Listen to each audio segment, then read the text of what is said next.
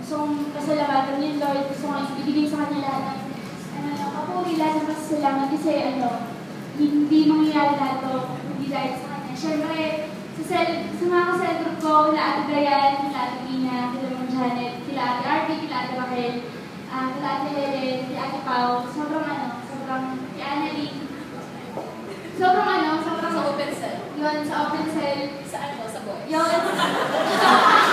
Sa akin! Diyos! Thank you! Sa electric fan, sa LCD. Down sa JCCM. Ganun pala yung work ko. Ganun pala yung work ko na may mga tao pala na ganyan yung pakinggan sa akin na gagawin, kayang magsakripisyo at saka kayang magbigay ng mga bagay para magbigay ako. Yun. Thank you sa leader ko. Thank you sa lahat ng nandito. Maraming